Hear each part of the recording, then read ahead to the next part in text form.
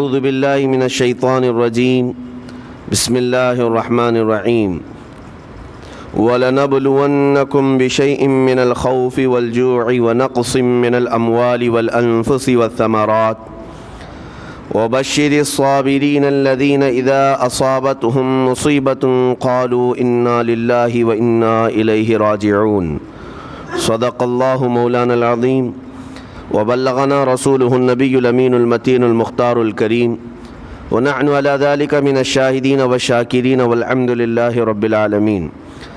بارگاہ رسالت معاب صلی اللہ علیہ وسلم میں درود پاک کا ہدیہ پیش کریں۔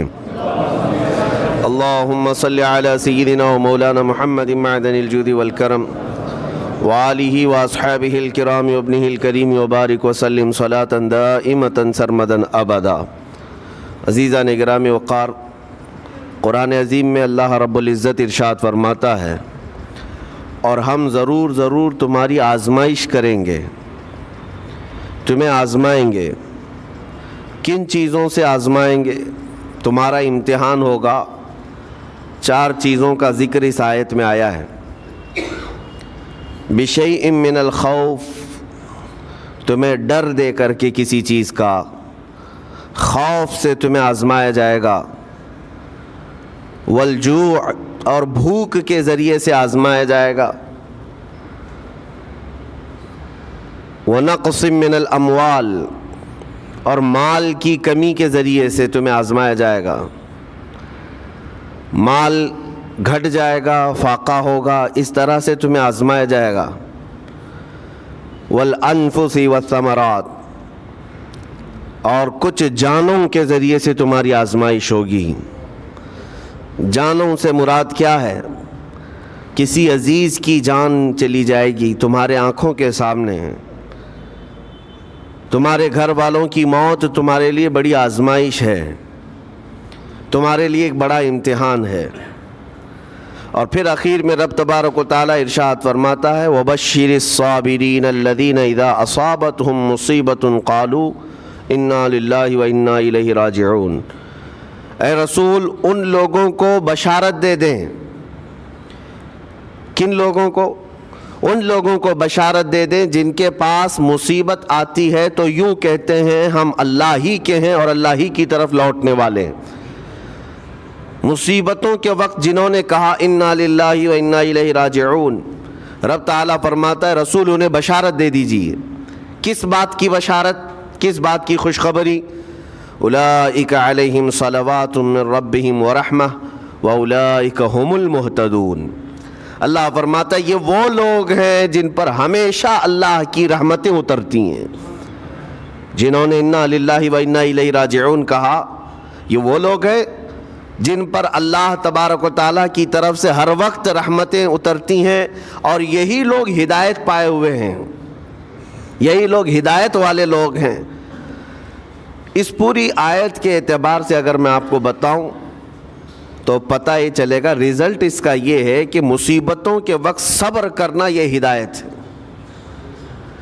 ہدایت، اگر آپ ہدایت پر ہیں یا نہیں یہ دیکھنے کے لیے مصیبتوں کے وقت ہی آپ کو دیکھا جائے گا۔ گھر میں کسی کا انتقال ہو جائے اور پھر دیکھا جائے گا کہ تمہاری زبان سے الفاظ کیا کیا نکلتے ہیں، تم شکایتیں کن کن باتوں کی کرتے ہو، پھر دیکھا جائے گا ہدایت پر ہو یا گمراہ ہو۔ ایک روایت میں یہ بھی ہے کہ جب کسی کے بچے کا یا کسی کے بھائی کا یا باپ کا انتقال ہوتا ہے گھر میں، تو جنازہ اٹھانے سے پہلے ہی وہاں ایک فرشتہ آتا ہے۔ وہ فرشتہ گھر والوں کا معائنہ کر رہا ہوتا ہے کہ کون کون کیا کیا کہہ رہا ہے۔ رب ذوالجلال ہر چیز کی خبر رکھتا ہے، لیکن فرشتوں کو اسباب بنایا گیا ہے اور گواہ بنانے کے لیے انہیں یہ ڈیوٹی دی جاتی ہے۔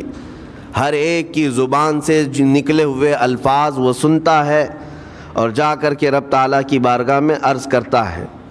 اللہ تعالیٰ پوچھتا ہے کہ میں نے فلاں کے گھر سے ایک جان لے لی، ان کا عزیز بیٹا چلا گیا، بھائی چلا گیا، ماں چلی گئی، وہ لوگ میرے بارے میں کیا کہہ رہے تھے؟ فرشتہ کہتا ہے اے رب ذوالجلال، ان لوگوں کے زبان پر شکر کے الفاظ تھے، وَإِنَّا لِلَّهِ وَإِنَّا إِلَيْهِ رَاجِعُونَ کہہ رہے تھے۔ اور وہ صبر کر رہے تھے. میں نے گھر والوں کے سب حالات دیکھے. اللہ تعالیٰ فرماتا ہے اے میرے فرشتے تو گواہ رہنا, میں نے ان سے جو چیز لیا ہے اس سے کئی گنا زیادہ نعمت انہیں عطا کروں گا, اس سے بہتر نسل انہیں دی جائے گی, اور ان کے غم آج جتنے ہیں اس سے کئی گنا زیادہ خوشیاں میں انہیں جنت کی عطا کروں گا جنہوں نے میری دی ہوئی مصیبت پر صبر کیا.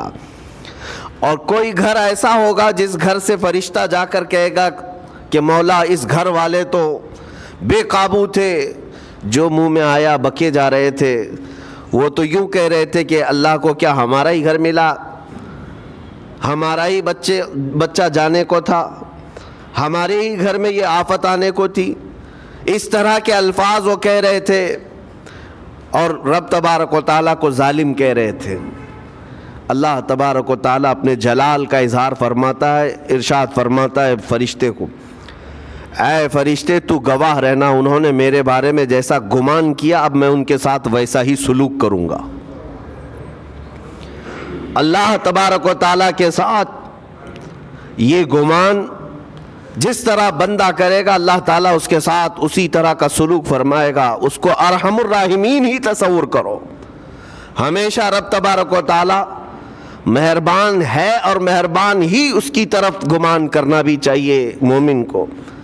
انشاءاللہ العزیز مہربانی ہوگی, اور بلکہ دلوں کا قرار اور سکون بھی رب تعالیٰ ہی عطا کرتا ہے. اے میرے عزیزو, یہ تمہیدی باتوں کے بعد میں اب عرض کرنا چاہتا ہوں. محرم الحرام کے مہینے میں کربلا کے واقعات سنتے ہی رہتے ہیں. میرے عزیزو, ہم بچپن سے لے کر اب تک ہر سال کربلا میں ہونے والے عظیم حادثے کو سنتے بھی آ رہے ہیں. 14 صدیوں گزر جانے کے بعد بھی اس واقعے کو یاد کرتے ہیں تو آنکھیں بھیگ جاتی ہیں. اس میدان میں, وہاں کے ریگزاروں میں رسول کریم صلی اللہ تعالیٰ علیہ وسلم کے اہل بیت کا جو امتحان تھا وہ کتنا سخت تھا, کتنا کٹھن تھا. کسی ایک کے ساتھ کوئی معاملہ ہو جائے تو سمجھ میں آئے. امام عالی مقام سید الشہداء امام حسین رضی اللہ تعالیٰ عنہ کو کتنا بڑا امتحان دینا پڑا ہوگا. ایک نہیں, اپنے خاندان کی 29 لاشیں انہوں نے اٹھائی ایک دن کے اندر, اپنے خاندان کی. پھر دوسرے ان کے اصحاب اور رسول اللہ کے صحابہ بھی اس میں موجود ہیں, اور دوسروں کے بچے بھی اس میں موجود ہیں. کل ملا کر 72 لوگوں کی وہاں پر جانیں گئی ہیں, شہادت کا جام انہوں نے نوش کیا ہے. لیکن ہر گھڑی امام حسین ہر موت کو دیکھتے رہے. آج کبھی تصور کرنا, ہمارے گھر میں کسی ایک فرد کا انتقال ہو جائے تو گھر پورا عجیب سا ہو جاتا ہے, پورے گھر کا سکون غارت ختم ہو جاتا ہے. ہم میں سے کوئی کھانا پینا نہیں چاہتا ہمارے باپ کا انتقال ہو, یا بیٹے کا انتقال ہو, یا بھائی یا ماں کا انتقال ہو. لیکن امام حسین کی وہ بات مجھے یاد آتی ہے جب اپنے جوان بیٹے علی اکبر کی لاش پر گھوڑے دوڑتے ہوئے بھی دیکھ رہے تھے. اپنے سگے بھتیجے امام قاسم کا سر الگ کر دیا تھا یزیدیوں نے, اور اس سر کو اپنی گود میں رکھ کر کے بیٹھے ہوئے تھے. اپنے سگے بھائی حضرت عباس علمبردار کے, ان کے آنکھوں کے سامنے دونوں ہاتھ کاٹے گئے تھے, اور حضرت عباس کے سینے میں نیزہ مار کر کے انہیں گرایا گیا تھا. اتنا ہی نہیں میرے عزیزو, امام حسین اس خونی منظر کو اپنی آنکھوں سے دیکھیں جب 6 ماہ کے علی اصغر کو لے کر پانی طلب کرنے گئے تھے تو یزیدیوں نے گلے پر تیر ایسا لگایا تھا کہ خون کا فوارہ مولا حسین کے چہرے پر آ کر لگ گیا. پورے کربلا کے واقعات پڑھنے کے بعد میں نے محسوس کیا اتنے پورے واقعے گزر جانے کے بعد بھی ایک چیز کربلا میں نہیں ہوئی, باقی سب آفتیں آئی ہیں, ایک چیز نہیں ہوئی. وہ کیا ہے؟ امام حسین کے زبان سے کوئی شکایت نہیں ہوئی, کوئی شکوہ نہیں تھا.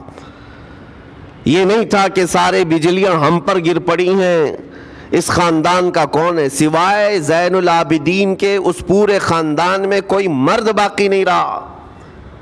پورے خاندان کے بچوں کو, ان کے بڑے مردوں کو, سب کو وہاں پر شہید کر دیا گیا تھا. میں عرض تو کر رہا ہوں ایک خاندان کے 29 لوگوں کی لاشیں میدان میں پڑی ہوں. وہ کیسا منظر ہے. ایک تو میں امام حسین کے صبر کو دیکھتا ہوں. اللہ تعالیٰ نے فرمایا آیت کریمہ میں کہ ہم تمہیں آزمائیں گے, آزمائش کریں گے کچھ جانیں لے کر کے, لیکن میں سمجھتا ہوں اتنی بڑی آزمائش کہ ایک ہی دن میں ایک ہی خاندان سے 29 لوگوں کی جانیں گئی ہو, اس سے بڑی آزمائش ہوگی؟ یہ کتنی بڑی آزمائش ہے اور کتنا بڑا امتحان ہے.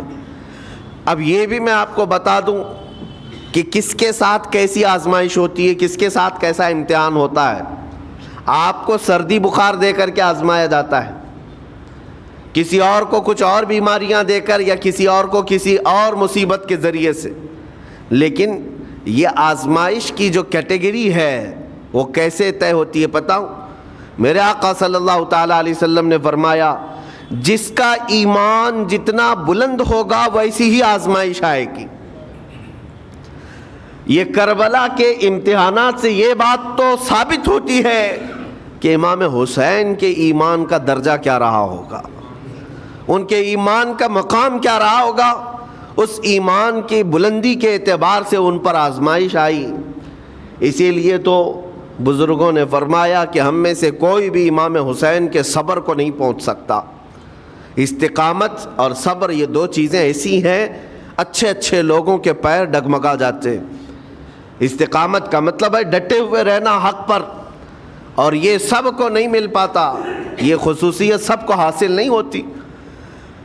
ایک امام حسین کی وہاں پر ہم نے استقامت دیکھی اور ان کا صبر دیکھا. دوسرے سب سے بڑا صبر جو ہم نے دیکھا ہے وہ سیدہ زینب رضی اللہ تعالیٰ عنہا کا. وہ خاتون امام حسین